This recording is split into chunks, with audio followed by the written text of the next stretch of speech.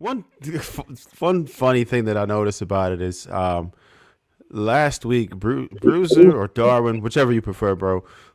He got dogged last week for saying that a woman would follow his faith, but nobody batted an eye when she just mentioned that it would determine what faith you follow. I just thought that was a little weird, but that's cool. So I'll say definitely I do agree, right? Because whether you talk about faith, whether you talk about finances, and it's different for men and women, right? So women, in my opinion, right, the way things go around here, anyways, the women, and maybe even generally, right, they would follow the man, so he could lead her to the path of destruction, right? If he is bad financially, then yeah, that house is just probably going to be bad. It's extremely unlikely that he's really crappy with his finances that the woman's going to be able to pick up the slack enough to make sure that the whole family is good. So that's certainly that. And us as men, we usually set the trends. If we are working out, and that's just something that we do, we know how to involve our ladies with that, right? If you know how to navigate that, you see her getting out of line, you can't just start, hey, fatty, like you just got to kind of, say, yeah, that's what we about to do. Start off slow, motivator, that type of thing. So we do set the tone for things, the way that the discipline in the house, the structure in the house, we set the tone for that, right? If we are laxed and we are unavailable, then our children are going to be nightmares. They're going to be committing crimes when they're older, right? So absolutely with the leadership.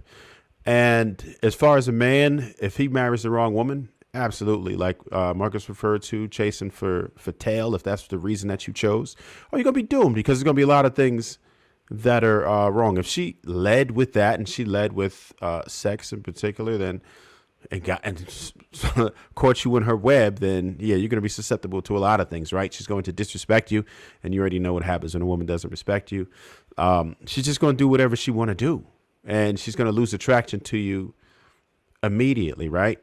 So she could be a lot of things, right? She could be a liability, like Shan mentioned earlier. She could be a bummer. She could just be a lot of things that would just drain you, and you don't want that, right? Because we always talk about those men who sit for a half hour in their driveway before they go inside the house because they just don't even want to deal with things, right? They got to mentally prepare themselves to do it. How productive do you think he's going to be at home? How effective do you feel like he'll be as far as running his household, if that's the element that he's dealing with? If he has to just mentally prepare himself to even deal, he's probably going to go and try to hide or shelter himself, right? So he can't lead a household properly. He can't be productive, and he can't make you any more productive, right? So I think that the biggest thing that you should look at when the most important element, right? There is, of course, just attraction, chemistry, but that is subject to change and subject to be attached to other things that are more important, right? So you have to see if is this person going in a direction that I want to move in? Is this person unselfish? Is this person willing to pour into me? Is this person willing to pay attention to me, right? Worry about what it is that I need as a woman or what I need as a man. Do they care about that, right? Do they try to fulfill your wants, desires, and needs proactively, right? Are they selfless, right? Do they really just make a conscious effort to figure it out what you want as an individual? These are the things that you have to look into, right? And also, something that we really overlook. Look at their outside relationships. See what type of friends that they have. See if they have any friends. If they don't have any friends because everybody's an asshole to them, then they're probably not a good person, right? If you can't get along with nobody and you ain't got no friends and you ain't cool with nobody and you don't like none of your family, if you don't like your family, one or two things are true. Either you're an asshole or your family is extremely dysfunctional. And you don't want to be attached to either one of those. So if they're not good with their family, the hell with you. And that's serious. And we ignore these things. And sometimes we take the route and thinking that we could go ahead and fix people. That's crazy. Don't take on that type of job, man. Find somebody else, for real. Let people repair themselves as an individual. You don't always want to take that task on. Unless you do that professionally, I wouldn't recommend that you take that task on. You better off finding a person that's suitable for you, at least moving in the same directions. They don't have to be rich. but they have to be willing, right? You have to have people who just have a sound mind, because they will drive you nuts too. And you're just going to hate each other, and you're both going to be miserable. And it's going to end in what? The D word.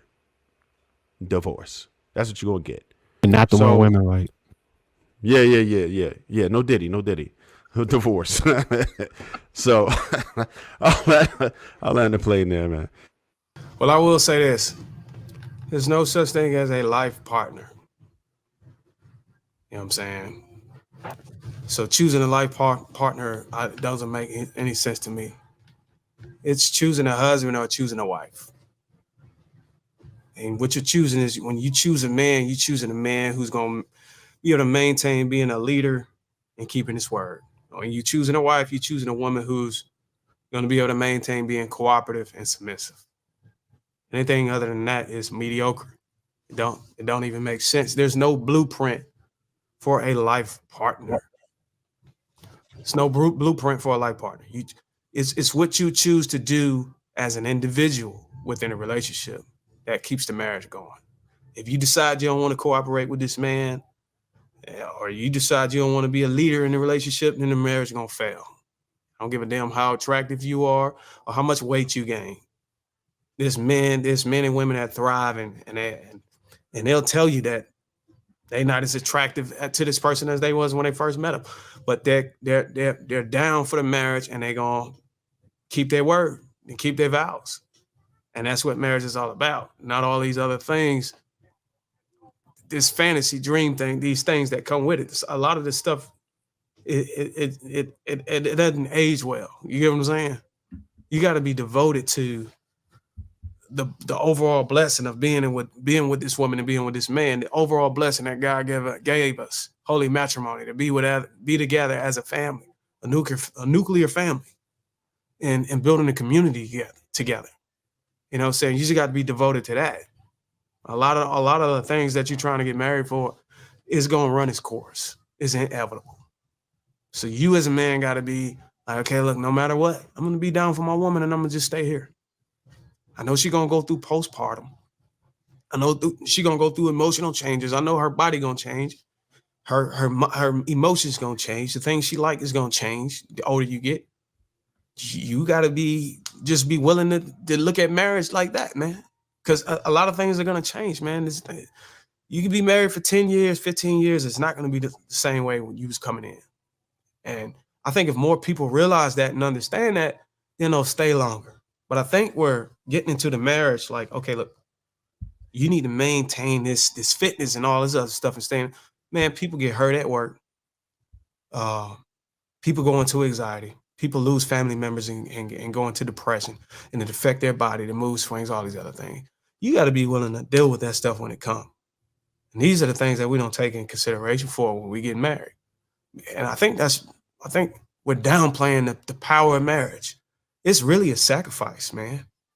All of the things that the normal person do or the normal couple do in a relationship, it's not the same as what you would do in a marriage, man. Once you get married, man, your deal breakers and your breaking point start to become real fragile. And it's a commitment to what God, brought between you. I think they call it a covenant in religion, a covenant between a man and a woman. And I think that's the thing we gotta, look at that as more precious, not the physical fitness and all these other things, or making money or whatever. That's all I can say on that.